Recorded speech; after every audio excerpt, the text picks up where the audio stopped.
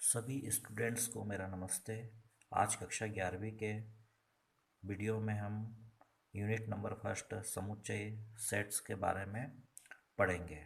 जैसा कि आप सभी जानते हैं कि कोरोना के कारण स्कूल वगैरह बंद है और हमारी जो पढ़ाई है वो ऑनलाइन या वीडियो के माध्यम से होना है।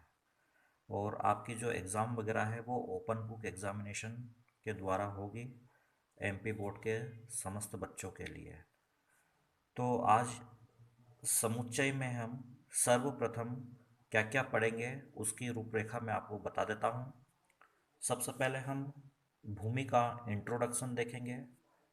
उसके बाद समुच्चय और उनका निरूपण, सेट्स एंड देयर रिप्रेजेंटेशन, रिक्त समुच्चय, द इम्पेटी सेट्स, परिमित और अपरिमित समुच्चय, फाइनाइट एंड इनफाइनाइट सेट्स, समान समुच्चय, इक्वल सेट्स, उपसमुच्चय, सबसेट्स, घात समुच्चय, पावर सेट, सार्वत्रिक समुच्चय, यूनिवर्सल सेट, वेन आरेख, वेन डायग्राम्स, समुच्चयों पर संक्रियाएं, ऑपरेशंस ऑन सेट्स,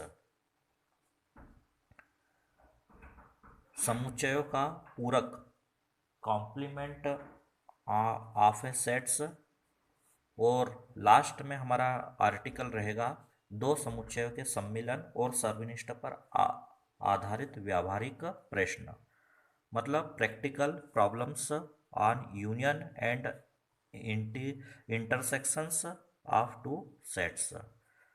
तो ये हमारी यूनिट नंबर फर्स्ट की प्लानिंग रहेगी और 12 आर्टिकल हमको पढ़ना है।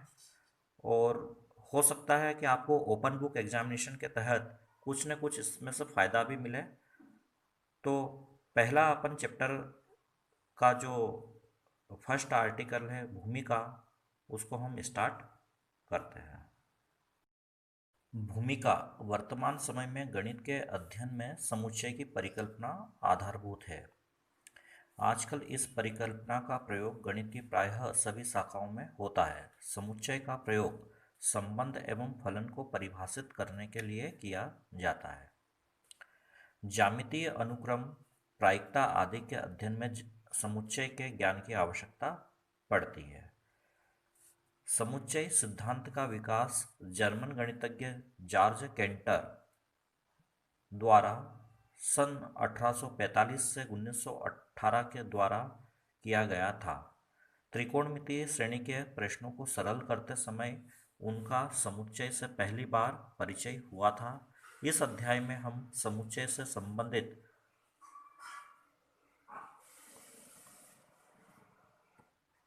कुल मूलभूत परिभाषाओं और संक्रियाओं पर विचार करेंगे।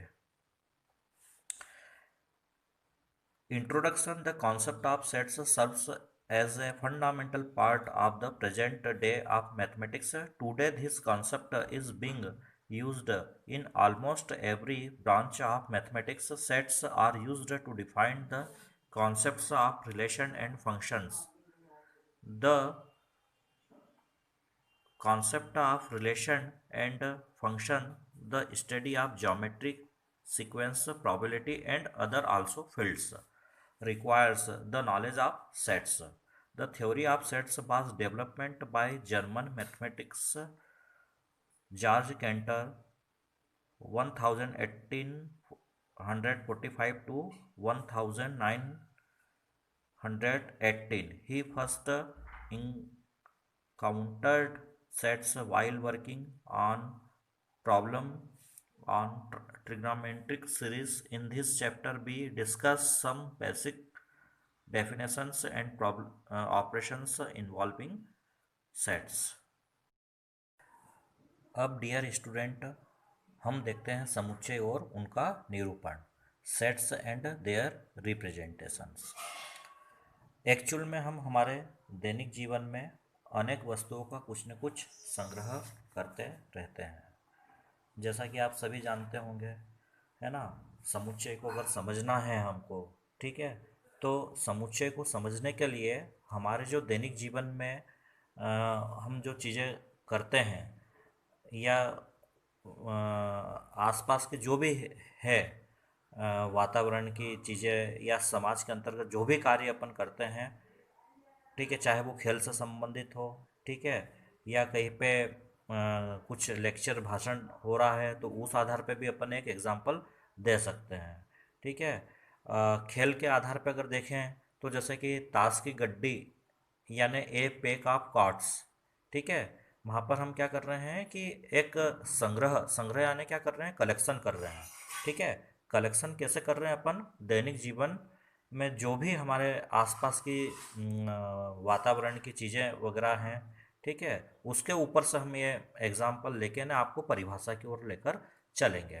तो ताश की गड्डी हो गया, ए पैक ऑफ कार्ड्स, ठीक है। कहीं पर अगर जन समुदाय इकट्ठा हुआ है ना, यानी व्यक्तियों की भीड़ लगी है, तो एक वो भी हो सकता है, एक क्राउड ऑफ पीपल। फिर क्रिकेट टीम, आप क्रिकेट आपका फेवरेट होता है तो यहाँ पर एक क्रिकेट टीम का भी अपन ले सकते हैं एग्जाम्पल, ठीक है। फिर अपन बात कर सकते हैं फूलों के हार की, ठीक है, नेकलेस ऑफ फ्लावर्स की।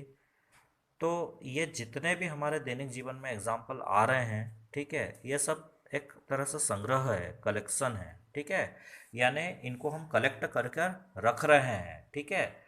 तो ये जो कलेक्शन है या कलेक्ट करने की क्रिया है, ठीक है, यही आगे चल के क्या बनती है, समुच्चय बन जाती है, सेट्स बन जाती है, ठीक है।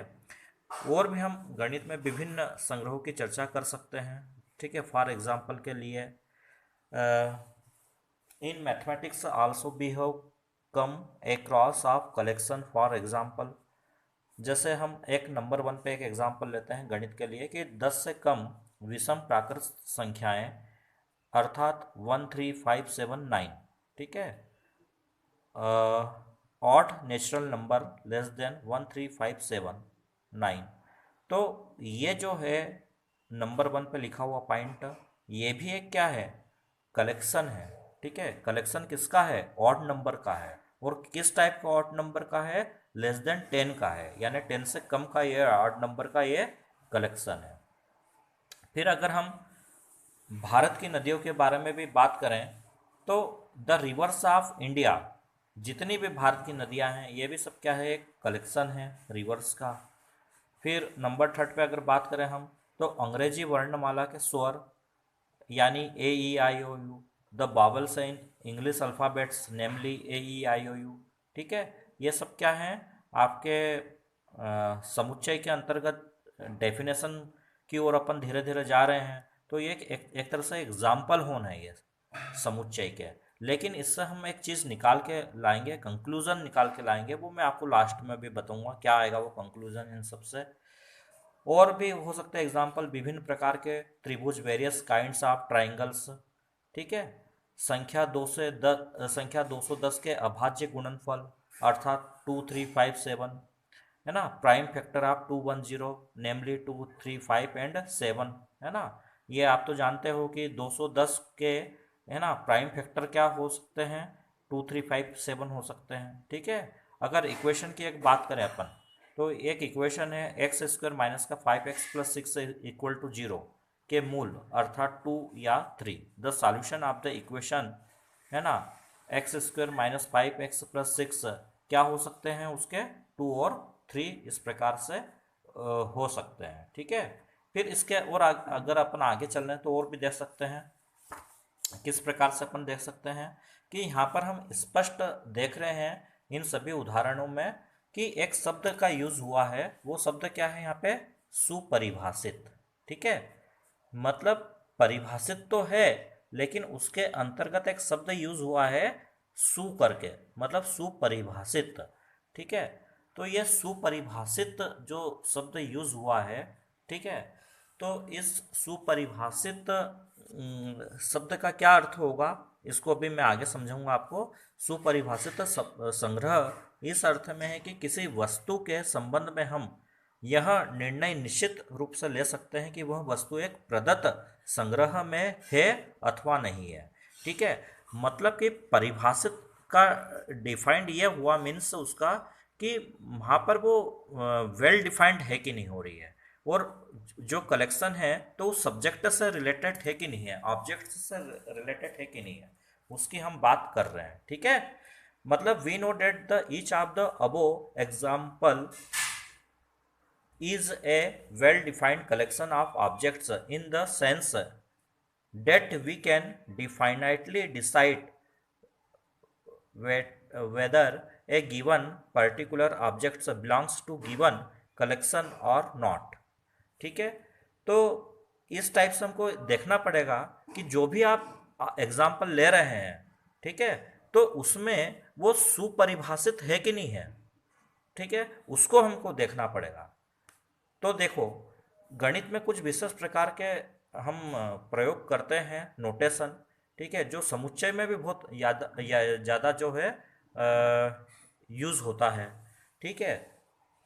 It means be give below a few more example of sets used particularly in mathematics. वो क्या हो सकते हैं, ठीक है, जिसका आपका यूज़ अधिकांश होते रहेगा। जैसे कैपिटल एन, ठीक है, कैपिटल एन को एक अगर कोई इसको यूनिवर्स में कोई भी पढ़ रहा है, ठीक है, तो इसको पढ़ने के लिए वो क्या करेगा कि एक ही नोटेशन यूज़ करेगा, है ना, चेंज नहीं कर सकता है। ऐसा नहीं कि जेड को यहाँ कर लिया, एन को यहाँ कर लिया, ठीक है। अगर यहाँ पे बोला है कि प्राकृत संख्याओं का समुच्चय को हम रिप्रेजेंट कर रहे हैं एन से, तो एन से ही करेंगे, यानी the set of all natural number, ठीक है, जो वन से इन्फिनिटी की ओर जाते हैं। आप जानते हैं सभी ये इस प्रकार से। जेड, जेड क्या होता है, पूर्णांकों का समुच्चय होता है, the set of all integers होता है ना। क्यू, क्यू क्या हो सकता है आपका, परिमेय संख्याओं का समुच्चय होता है, the set of all rational numbers, ठीक है। ये इस प्रकार के ये एग्जाम्पल होते हैं यहाँ पर की जगह।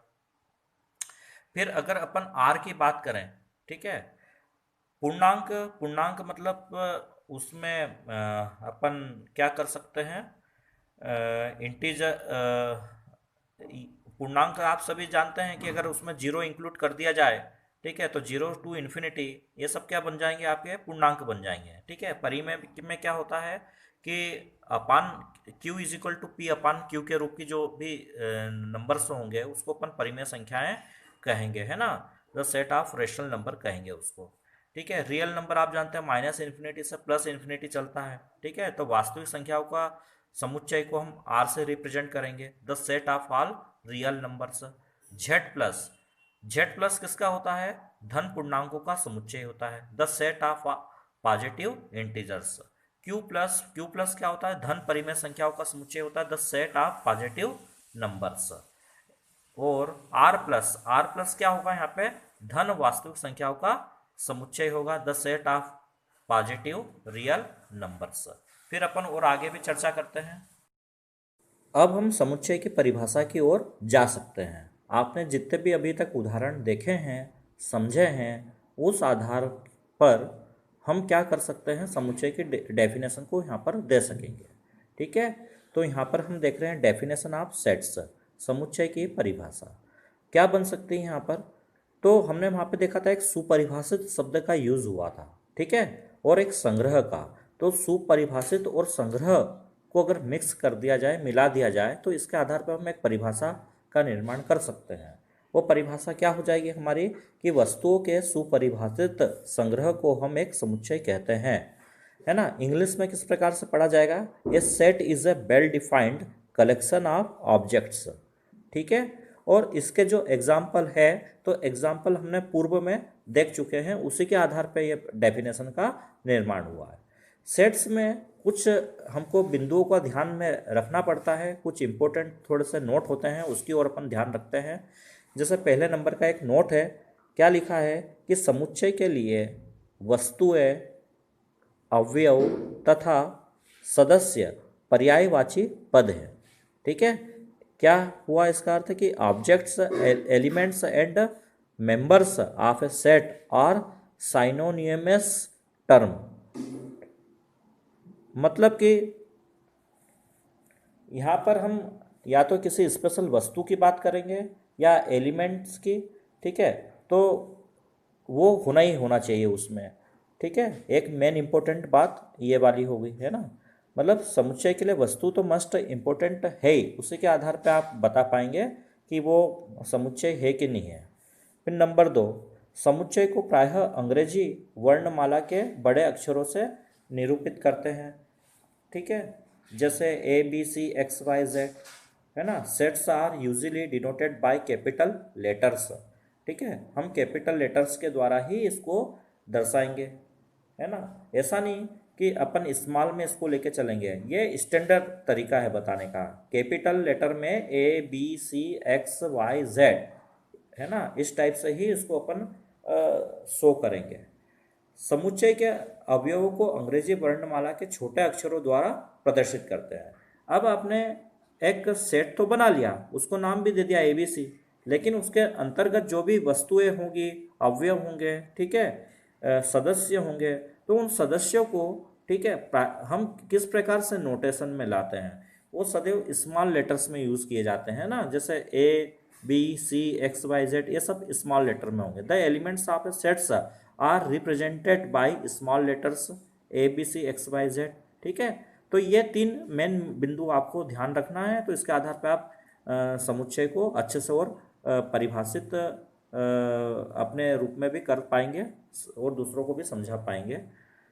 आप आती है बात कि जो अंदर वाला एलिमेंट होगा, ठीक है, वो उस जो प्रॉपर मतलब मेन जो सेट है, ठीक है, उसको हम किस प्रकार से रिप्रेजेंट करेंगे। जैसे एक मैं बात बताता हूँ, यदि ए नाम का एक अवयव है, स्मॉल है ना, और वो काय में है, समुच्चय ए का काय का है, वो समुच्चय ए का एक अवयव है। यदि ए समुच्चय ए का अवयव है तो हम कह सकते हैं कि ए समुच्चय ए में है, ठीक है। क्या हुआ ये, if a is a element of set A, B we say that a belongs to A, okay. अगर हमको सेंटेंस में अगर देखें अपन, तो या तो वो अवयव है, सदस्य है, या में है। मतलब या तो हम ये बोलेंगे कि ए का एक अवयव है, ए का एक सदस्य है, ए में है, ये इसका अर्थ हो गया, ठीक है। आपको इनको सूचित करने के लिए यूनानी प्रतीक एप्सिलॉन, ये इस टाइप का एक संकेत बनाते हैं, का प्रयोग किया जाता है। हाँ, अतः हम इसे ए अवयव ए, यानी ए बिलोंग्स टू ए लिखते हैं। The Greek symbol epsilon is used to denote the phrase belongs to, thus we write a belongs to A. आप अगर अपन आगे देखें, यदि बी समुच्चय ए का अवयव नहीं है तो हम b does not belongs to A लिखते हैं, और इसे बी समुच्चय ए में नहीं है पढ़ते हैं, ठीक है।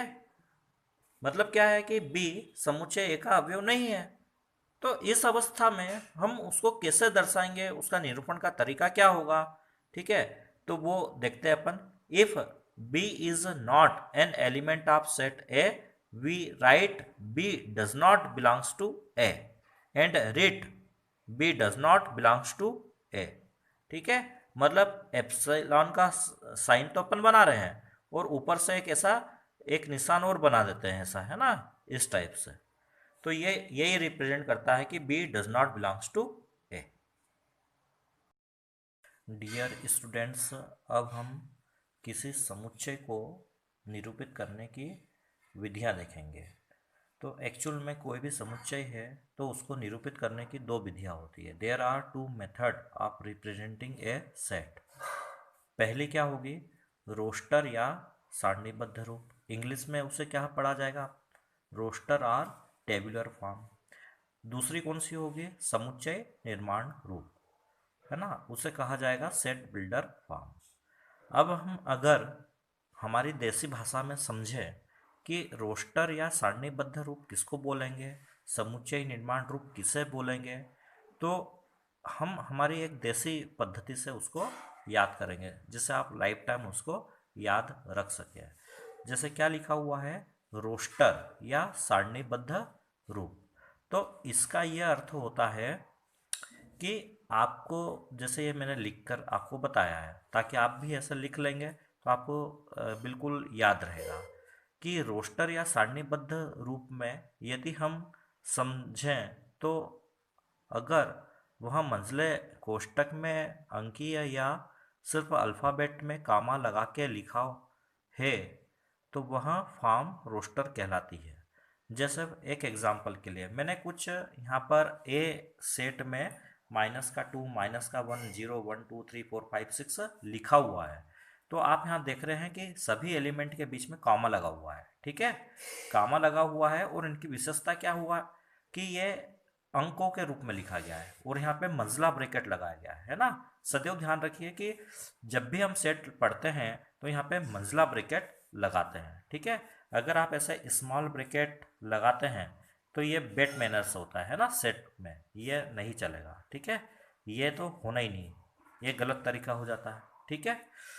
तो ऑलवेज हम करली ब्रैकेट ही इस्तेमाल करेंगे, ठीक है। तो ये रोस्टर फॉर्म हो जाती है। तो रोस्टर फॉर्म में क्या होता है कि हम जो भी है करली ब्रैकेट के अंदर लिखा हुआ तो उन एलिमेंट में हम कामा कामा लगा के लिखेंगे, ठीक है। और अगर वो अंकों में लिखा है तो वो रोस्टर फॉर्म होगी, सिंपल सी बात है। फिर अगर सेकंड बात अपन देखें कि समुच्चय निर्माण रूप यानी सेट बिल्डर फॉर्म किसको कहेंगे, तो सिंपल सी बात है, मोटे तौर पे अगर आप समझे तो समुच्चय निर्माण रूप हमें शब्दों या वाक्य में लिखना होता है, ठीक है। या शब्दों या सेंटेंस या वाक्य में जो भी लिखे रहते हैं ऐसे, ठीक है। जैसे ये आप स्क्रीन पे देख रहे हैं, जैसे A=x सच डेट x, ये दो बिंदु लगा है तो इसको अपन क्या पढ़ेंगे, x सच डेट x। इसका अर्थ हुआ कि x इस प्रकार से है कि x एक पूर्णांक है और -3 x <7। और ये बंद कर दिया करली ब्रैकेट। इंग्लिश में कैसे पढ़ेंगे, A=x such that x is a integer and -3 x <7। तो ये इस प्रकार जो शब्दों में लिखा हुआ है इसी को हम बोलते हैं समुच्चय निर्माण रूप यानी कि सेट बिल्डर फॉर्म। तो ये किसी भी समुच्चय को निरूपण करने की दो विधियां हो जाती है यहाँ पर, जो आपने यहाँ पर इस प्रकार से देख ली है, ठीक है। तो अब हम आगे 1.1 प्रश्नावली पे चलेंगे और उसके सवालों को देखेंगे और आगे फिर बढ़ते हुए चलेंगे, ठीक है।